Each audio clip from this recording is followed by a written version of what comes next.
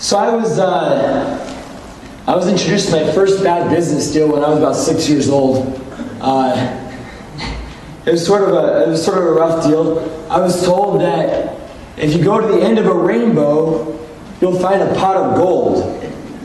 And I spent many a Saturday morning as a young kid with my younger brother chasing after the ends of rainbows. And that didn't turn out to be very successful, so like the entrepreneur that I am, I recruited my father and his Jeep and his Saturday mornings to drive us around to try and get to the end of these rainbows. And I remember one time in particular, we were walking out and we did everything that we could to get to this rainbow.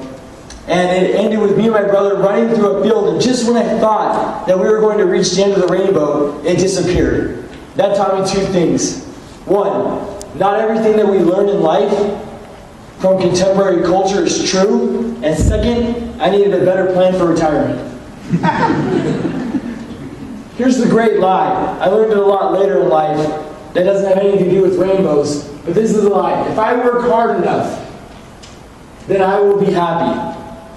If I work hard enough in my chosen vocation, if I work hard enough in my relationship, if I work hard enough in this or that or whatever it may be, I'll be happy. Now there obviously is some truth to that. Hard work in and of itself does lead to happiness. But our identity is not made up in the things that we do, but in the measure of our character. Here's the pot of gold at the end of your rainbow. The power and the lie of if I just. Tell me if this sounds familiar. If I just graduate from college, I'll be happy. If I can make this relationship work, I'll be happy.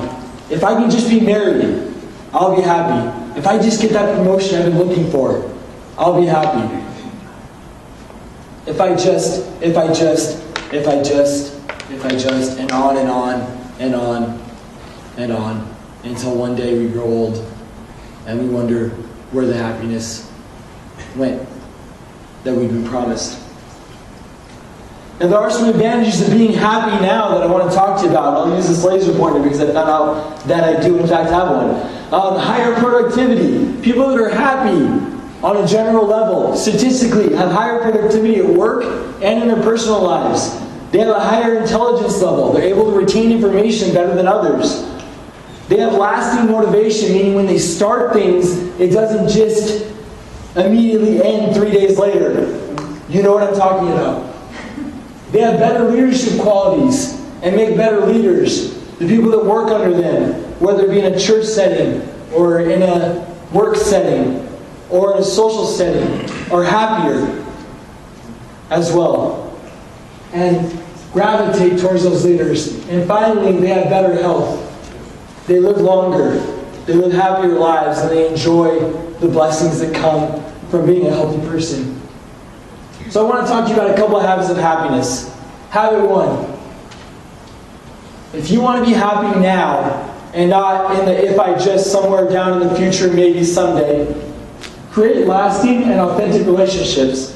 The kind of relationships that we don't necessarily find on social media, the kind of relationships that the world would have us hide from, but lasting relationships that really, really matter. I want to tell you a story. I had the opportunity to attend the funeral of this man right here on Monday. He's one of my lifelong heroes. His name is Norm Patton. He came to my town in 1968. I wasn't born. In 1968, in the United States of America, we know that it was a time of not only racial struggles, but a time when maybe whites and blacks and Hispanics here in Arizona and elsewhere throughout the United States wouldn't exactly get along. I'm from a small town called MARANA. It's just north of Tucson. We're not known for very much, but we are known for him. He came from a school. When he graduated from high school, there were 16 people in his entire school, 4 people in his graduating class. He went on to get a degree in education and came to coach these kids. There were 80 kids in the school at the time. 20 black, 20 white, 20 Hispanic, 20 Native American. He was excited to be at the big school of 80 kids. That year, he went to the parents of every single one of these players, whether it be in the cotton-picking families, or the ranching families, or the mining families that lived up in the mountains, and he said, I'm going to do everything within my power to help your son go to college. I'm going to do everything within my power to help your son accomplish his dreams. And then he sit the son down and say, son, what do you want to be? What do you want to become? He said, let me introduce you to some kids that are going to help you do that. And he formed a team that went on to set the state record for most points scored in a game, but also set records in other ways. For example, out of these 80 students that were in the school in 1968, one of them went on to be a Rhodes Scholar and a Harvard Law School graduate. Another one went on to be the president of one of the biggest banks in the United States. Another went on to be the NFL Rookie of the Year a few years later. Another one went on to play professional basketball. And on we can go with these stories. But the one thing that they had in common is when I saw them on Monday, they held hands and embraced, not as black men or white men now in their 60s or Native American men, but they embraced as brothers.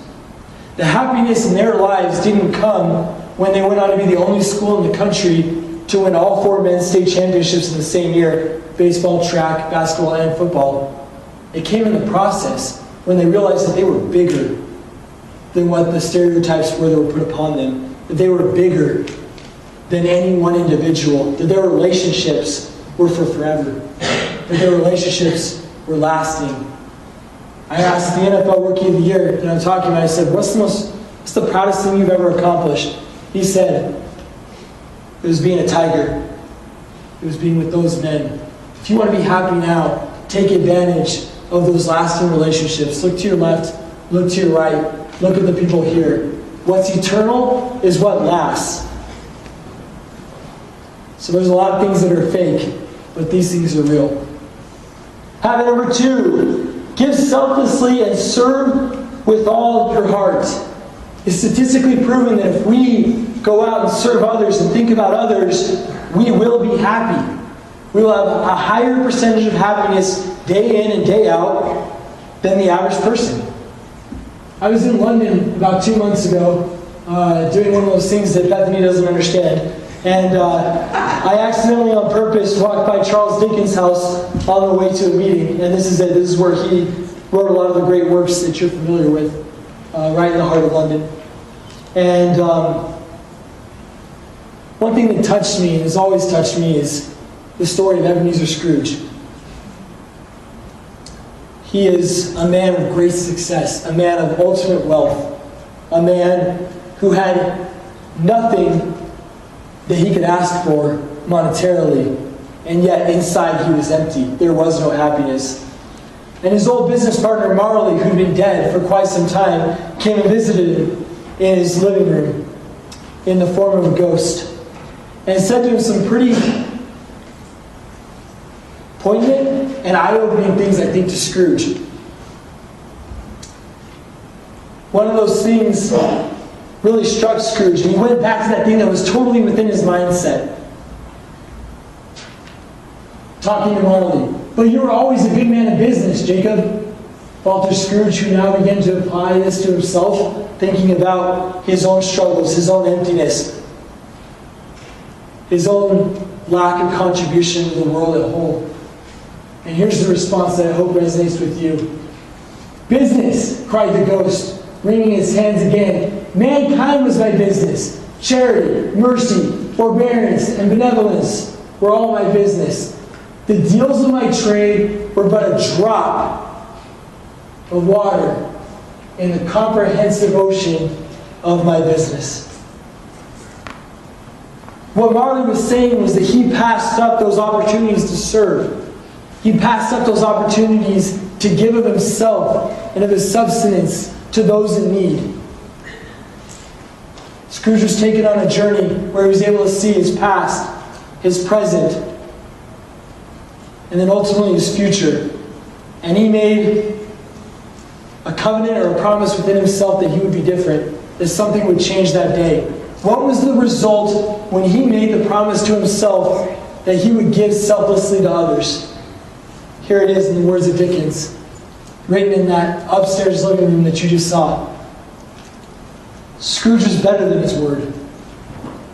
He did it all and infinitely more, and a Tiny Tim who did not die. He was a second father. He became as good a friend, as good a master, and as good a man as the good old city knew, or any good old city, town, or borough in the good old world. How do you want to be remembered? What kind of feelings do you want to have in your heart when people remember you 100 years later, when they remember Norm Patton a year from now, 10 years from now? I hope it's that you were as good as your word and better, that you gave, and that you made the world a better place. Habit number 3. Know your identity and remind yourself of your identity every single day. You are so much greater than what you think you are. The potential within you has a capacity larger than you can even understand. That may sound like just motivational jargon, but it's absolutely true. We don't know how well we can tap in to our minds, to our hearts, to our souls, and to our very beings, in our capacity to do good for others and to create happiness all around us. When we understand that we are agents for good, that we are agents for change, and that every day when we wake up, we have the opportunity to make a difference in the life of somebody else and make choices for ourselves to improve and to move forward, or to stay where we are. When we understand that we have that choice to be whatever we want to be, our capacity for happiness is greater because our understanding of our identity is infinite. In our lives, sometimes we have stumbling blocks or rocks that are thrown in our path. I think everyone here today, if I'm right, you probably have something that you're worried about. Maybe you have a problem. Maybe you're struggling with something. Maybe there's a bunch of rocks, pieces in your life that don't exactly fit together. You don't understand why they're there. You don't understand why you, of all people, have to go through that.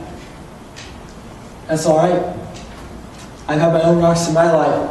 But I take courage in the words of the great French philosopher who said, "A rock pile ceases to be a rock pile the moment a single man or woman contemplates it, bearing within him or her the image of a cathedral." You don't know what parts are moving for good within the universe to make you and your dreams come true. You don't know what moving parts are happening now that are helping you create a cathedral out of your life. But if you look for the good, the smoothness of the stone, the beauty of its creation, if you bear that in mind, a cathedral can be created out of what seemed like a mere rock pile. So what are you going to do? Here's a common stone of marble taken out of a quarry in Italy. And it reminds me of the story with Michelangelo. He was working on what became known as his masterpiece. And a young boy came in to the cathedral he was working in and said, "Michelangelo, how did you create something so beautiful?" And he said, "Having started with just a block of marble like this, young boy, I saw the angel in the marble, and I carved until I set him free." All of you have a stone before you. What will you do today? What will you do tomorrow? And what will you do forever to carve, to set your dreams free? Thank you.